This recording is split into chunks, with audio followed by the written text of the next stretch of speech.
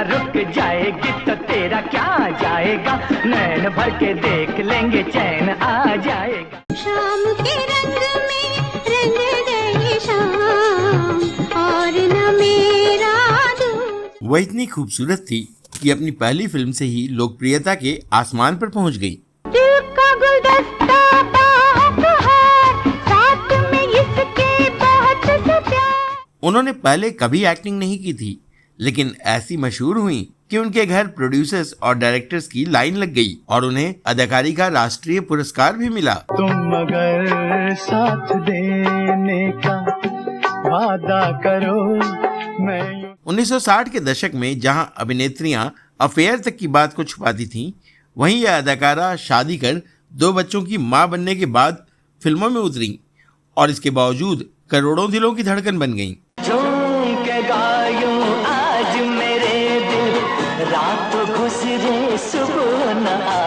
लेकिन क्या आप जानते हैं कि बॉलीवुड में टॉप की हीरोइन बनने के बाद अचानक उनकी सारी शोहरत और दौलत खत्म हो गई और वो दाने दाने को मोहताज हो गई। तुम यहाँ क्यों आए हो? तुम्हारा दिल बहलाने। तिलक दफ्तर की फाइलों से दिल बहलाता है, इसलिए उसने मुझे तुम्हारा दिल बहलाने के लिए भेज दिया। क्या आप सोच सकते हैं कि बदनसीबी ने उन्हें ऐसा दबोचा कि मौत के बाद उन्हें अर्थी तक नहीं मिली और उनके शरीर को ठेले पर श्मशान ले जाना पड़ा। और क्या आप यकीन करेंगे कि उनकी मौत के बरसों बाद भी 7 समंदर पार एक फर्जी साधु बेच रहा है उनकी नकली विरासत को। तो कौन थी यह अदाकारा? क्या था उनका आज के क्रिकेटर सौरव गांगुली से कनेक्शन और किसने उन्हें उतार दिया जिस्म फरोशी के धंधे में? जानेंगे और भी बहुत कुछ, बस बने रहिए हमारे साथ। दोस्तों नमस्कार, आप देख रहे हैं ड्रामा सीरीज भारत और मैं हूं आपका दोस्त और होस्ट धीरज। आज हम आपको सुनाने जा रहे हैं एक ऐसी लड़की की कहानी जिससे शादी के पहले उसके मायके वाले रूठे और शादी के बाद ससुराल वाले, और जब वह अपने करियर के आसमान पर पहुंची तो पति भी रूठ गए और किस्मत भी उनसे रूठ गई। इस अदाकारा ने अपनी छोटी सी जिंदगी में सुख और दुख दोनों का चरम देख लिया। उनका नाम था विमी। शाम के रंग में रंग गई शाम और न मेरा। विमी की कहानी शुरू होती है सन 1940 के दशक की शुरुआत में, जब पंजाब के एक सिख परिवार में एक लड़की का जन्म हुआ जिसका नाम रखा गया विमलेश वाधावन। कहते हैं उसी वक्त गुरुद्वारे में ग्रंथी साहब ने कह दिया था कि यह लड़की आगे चलकर बहुत नाम कमाएगी, लेकिन सावधान रहने की जरूरत है। आज़ादी के बाद उनका परिवार मुंबई शिफ्ट हो गया और उन्हें लेकर कई सपने देखने लगा। वहाँ विमलेश ने मुंबई के प्रतिष्ठित सोफिया कॉलेज से ग्रेजुएशन किया और रेडियो में उद्घोषिका भी बनी। उसी दौरान उन्हें कोलकाता के एक व्यापारी परिवार के लड़के शिव अग्रवाल से प्यार हो गया और उन्होंने शादी कर ली।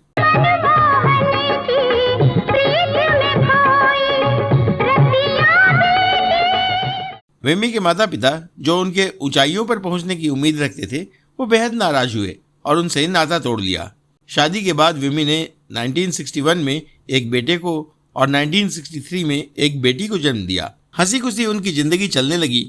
शिव अग्रवाल का कोलकाता के अमीर घरों में उठना बैठना था और वह अक्सर वहां होने वाली पार्टियों में अपनी खूबसूरत पत्नी के साथ जाते थे। रात गुजरे सुबह न आए। ऐसी ही एक पार्टी में उनकी मुलाकात हुई महान संगीतकार रवि से। उनसे परिचय में जब शिव ने उन्हें बताया कि दोनों पति पत्नी हैं और उनके 2 बच्चे भी हैं, तो रवि साहब को यकीन नहीं हुआ। संगीतकार रवि विमी के मासूम चेहरे और बिंदास अदाओं से बेहद प्रभावित हुए और उन्हें फिल्मों में काम करने का ऑफर तक दे डाला। विमी और शिव अग्रवाल रवि साहब के बुलावे पर मुंबई गए तो उन्होंने इन दोनों की मुलाकात प्रोड्यूसर और डायरेक्टर B.R. चोपड़ा से करवाई, जो इन दिनों अपनी आने वाली फिल्म हमराज की तैयारी में जुटे थे।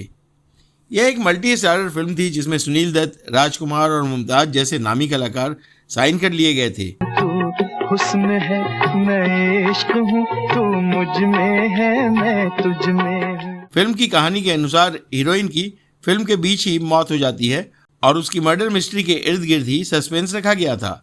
उस दौर में इस फिल्म की हाफ हीरोइन बनने के लिए कोई भी बड़ी अदाकारा तैयार नहीं हो रही थी। चोपड़ा साहब ने नई नवेली विमी को यह रोल ऑफर किया तो वह फौरन तैयार हो गई। B.R. चोपड़ा ने बाकायदा एक कॉन्ट्रैक्ट बनवाया और आने वाली 3 फिल्मों में इस अदाकारा को शामिल करना तय किया। इधर शूटिंग के दौरान ही विमी की चर्चा इंडस्ट्री में काफी फैल गई। नीले गगन के तले धरती का प्यार पले। बीआर फिल्म्स का बैनर और 2 सुपरस्टारों के साथ काम करने वाली अदाकारा जो 2 बच्चों की मां होने पर भी युवा और हसीन दिखती हो, फिल्मी मैगजीन्स के लिए यह काफ़ी मसालेदार खबर थी। जब खूब पब्लिसिटी हुई तो दूसरे प्रोड्यूसर्स उन्हें अप्रोच करने लगे, लेकिन विमी कॉन्ट्रैक्ट से बंधी थी तो किसी को हाँ नहीं कह सकती थी। कहते हैं पति शिव अग्रवाल के मन में लालच आ गया और उन्होंने चोपड़ा साहब पर कॉन्ट्रैक्ट तोड़ने का दबाव बनाना शुरू कर दिया। बात यहाँ तक बढ़ी कि जब फिल्म की यूनिट आउटडोर शूटिंग के लिए दार्जिलिंग पहुँच गई तो शिव अग्रवाल विमी को लेकर कलकत्ता चले गए और खबर भेज दी कि उनकी पत्नी आउटडोर शूटिंग के लिए नहीं जा सकती। अगली फ्लाइट से बीआर चोपड़ा साहब कलकत्ता पहुंचे और शिव अग्रवाल की मर्जी के मुताबिक कॉन्ट्रैक्ट खत्म कर दिया, तब जाकर फिल्म की शूटिंग पूरी हो पाई। नदिया का पानी दरिया से मिलके सागर की ओर चले। उधर शिव के घर वालों को परिवार की बहू का फिल्म में काम करना पसंद नहीं था। उन्होंने पहले तो समझाया कि वह अपनी पत्नी को फिल्म छोड़कर गृहस्थी चलाने पर ध्यान देने को कहे, लेकिन वो नहीं माने तो उन्होंने बेटे को पारिवारिक कारोबार का एक हिस्सा देकर उनसे नाता तोड़ लिया। विमी ने परिवार वालों के दबाव के बावजूद फिल्मों में काम करने का अपना इरादा नहीं बदला। 16 अक्टूबर 1960 को हमराज रिलीज हुई और यह फिल्म सुपरहिट हो गई। न मुँह छुपा के जियो और न सर झुका के जियो। कहते हैं विमी और सुनील दत्त पर फिल्माए इस गाने के शब्दों ने दर्शकों पर खूब असर डाला, क्योंकि वो इसे अदाकारा की निजी जिंदगी से भी जोड़कर देख रहे थे। गमों का दौर भी आए तो मुस्कुरा के जियो। फ्रेश लुक्स और मासूमियत भरे विमी के चेहरे ने इंडस्ट्री में तहलका मचा दिया। नीले गगन के तले धरती का प्यार पले। डेब्यू फिल्म के साथ ही वो उस दौर की नामी गिरामी अभिनेत्रियों में शुमार हो गई। मैं हर एक शय से नजरें चुराता रहूं तुम मगर। कई निर्माता निर्देशक उनके घरों के चक्कर काटने लगे। हर कोई विमी को अपनी अगली फिल्म में लेना चाहता था। उधर विमी ने फिल्मी पत्रिकाओं में दिए इंटरव्यू में कहना शुरू कर दिया कि वह पैसों के लिए फिल्म में काम नहीं कर रही, बल्कि उनके पास कई दूसरे व्यापार हैं। जबकि हकीकत यह थी कि शिव अग्रवाल ने विमी का मेहनताना 3 लाख रुपये कर दिया। 1960 के दशक में इतनी बड़ी रकम कई स्थापित अभिनेत्रियां भी नहीं लेती थीं। उधर ब्रेक देने वाले बीआर चोपड़ा साहब को शूटिंग के बीच में ही ब्लैकमेल कर कॉन्ट्रैक्ट तोड़वाने की खबर भी इंडस्ट्री में फैल गई तो उनकी बदनामी भी हुई। नतीजा यह हुआ कि निर्माताओं ने विमी को लेकर बनाई गई योजनाओं को होल्ड पर डाल दिया। अगले साल यानी 1968 में उनकी अगली फिल्म आबरू रिलीज हुई। फिल्म में विमी के ऑपोजिट एक नया चेहरा था, दीपक कुमार, जिसे दशक की सबसे बड़ी खोज कहकर प्रचारित किया गया था। कहिए नीना देवी, अब क्या हाल है? तुम फिर आ गए यमदूत, आई से गेट आउट। लेकिन यह फिल्म बॉक्स ऑफिस पर चल नहीं पाई। फिल्म के फ्लॉप होने का जिम्मा दीपक कुमार पर मढ़ दिया गया। जिन्हें हम भूलना चाहें वो अक्सर याद आते। लेकिन इंडस्ट्री में विमी की जो छवि बनी थी वह बिगड़ने लगी। विमी ने कमबैक करने की कोशिश भी की, जिसके तहत अगले साल 1969 में उन्होंने एक पंजाबी फिल्म नानक नाम जहाज में लीड रोल निभाया। मेरा वकार, मेरे दूर नितराब, मेरे बिच नरका नवार। गुरु नानक देव जी की 5वीं जन्म शताब्दी पर रिलीज हुई इस फिल्म को राष्ट्रीय पुरस्कार भी मिला था। पत्र पत्रिकाओं में उनकी खूब प्रशंसा हुई।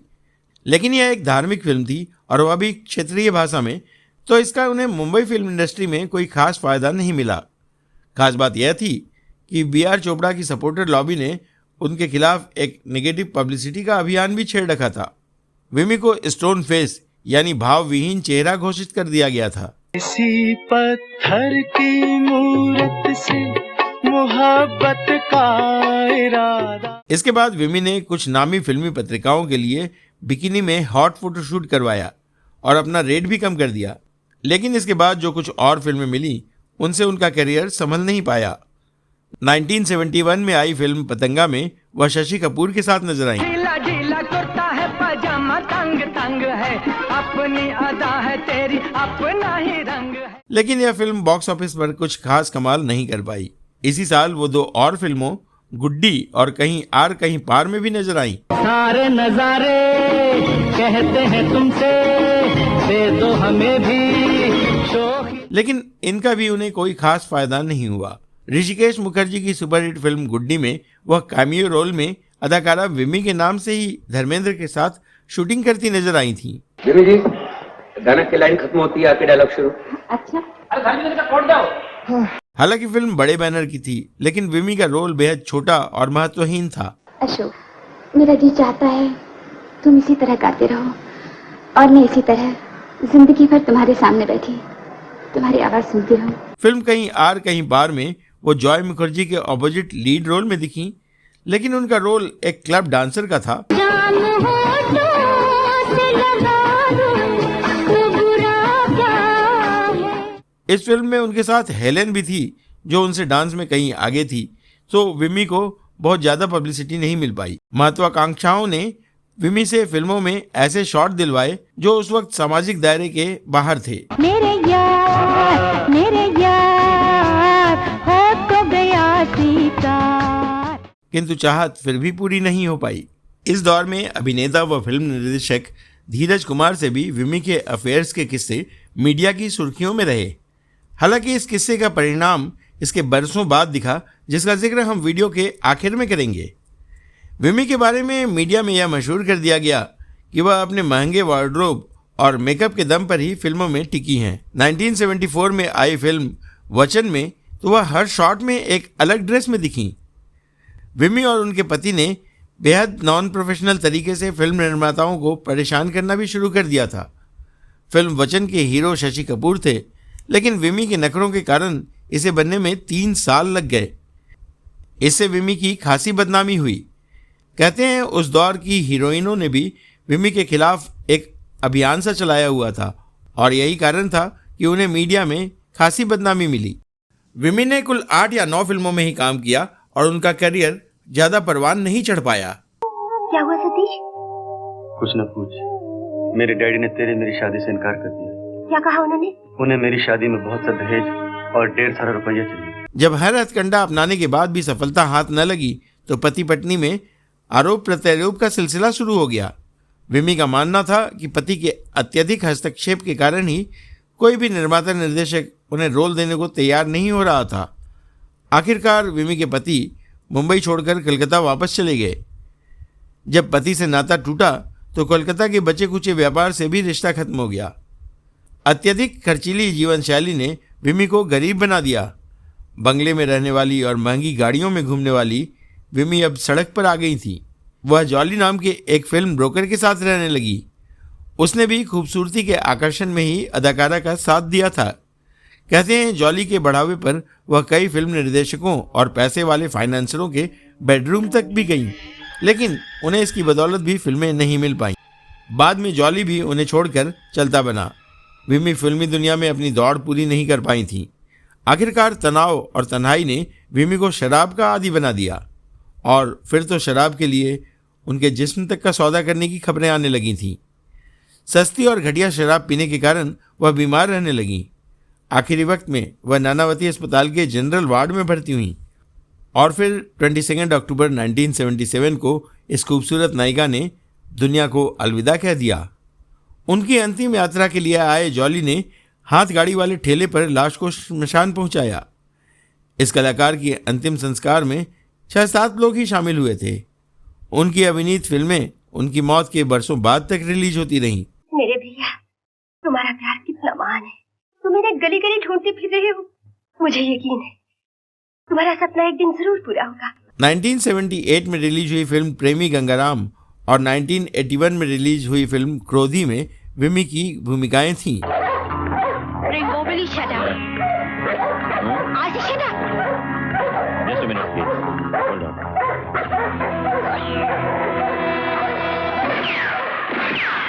अब आपको बताते हैं एक फर्जी साधु का वो किस्सा जो इसी अदाकारा के नाम से अपना इतिहास बेच रहा है। ओजन रजनीश नाम के इस फर्जी बाबा के बारे में कई विवादित कहानियां इंटरनेट पर उपलब्ध हैं। वो खुद को विमी का बेटा बताता है और एक नामी औद्योगिक घराने के मालिकों में से एक प्यारेलाल अग्रवाल का वंशज कहता है। लेकिन यह दावे व्यापक रूप से विवादित हैं और इनमें सबूतों का अभाव है। विमी के परिवार की ओर से कोई सत्यापित दस्तावेज या विश्वसनीय सार्वजनिक बयान नहीं है जो ओजेन को उनका बेटा होने की दावे को समर्थन करता हो। ओजेन की पृष्ठभूमि मैक्सिको में उसकी गतिविधियों को लेकर काफ़ी विवादित है, जहां उसने एक कम्यून की स्थापना की थी। पूर्व अनुयायियों के आरोपों से पता चलता है कि ओजेन संदिग्ध प्रथाओं में शामिल रहा है। कुछ लोगों ने दावा किया है कि उन्होंने झूठे वादों के आधार पर ओजेन की परियोजनाओं में बड़ी रकम का भी निवेश किया। इन विवरणों में ओजेन रजनीश को एक ऐसे व्यक्ति के रूप में चित्रित किया गया है जिसने कई दावे और वादे किए जिन्हें बाद में गलत साबित कर दिया गया, जिससे विमी के बारे में उसके दावे पर और संदेह पैदा हो गया है। इस बारे में विस्तार से चर्चा हम एक अलग वीडियो में करेंगे।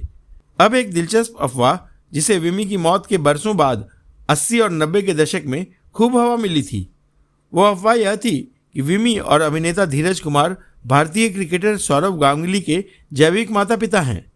जब सौरव गांगुली क्रिकेट में चौके छक्के जड़कर अपना नाम कमा रहे थे, उसी दौर में पता नहीं कहां से कलकत्ता में एक अफवाह फैलनी शुरू हो गई कि विमी और धीरज कुमार ने सन 1972 में सौरभ को जन्म दिया था और उसे गोद लेने के लिए रख दिया था। हालांकि इस अफवाह का न किसी ने समर्थन किया और न ही खंडन। गौरतलब है कि सौरभ गांगुली के पिता कलकत्ता के एक मशहूर व्यापारी थे और उनका जीवन हमेशा से समृद्धशाली रहा है, जिसमें विमी का दूर दूर तक कोई वास्ता नहीं था। तो आज के वीडियो में इतना ही दोस्तों। उम्मीद है आपको यह वीडियो पसंद आया होगा। हमें कमेंट बॉक्स में लिखकर अवश्य बताएं। अगर आपके पास अभिनेत्री विमी से जुड़ी कोई और जानकारी है तो वह भी कमेंट बॉक्स में लिखें। अब दीजिए अपने दोस्त और होस्ट धीरज को इजाज़त। नमस्कार।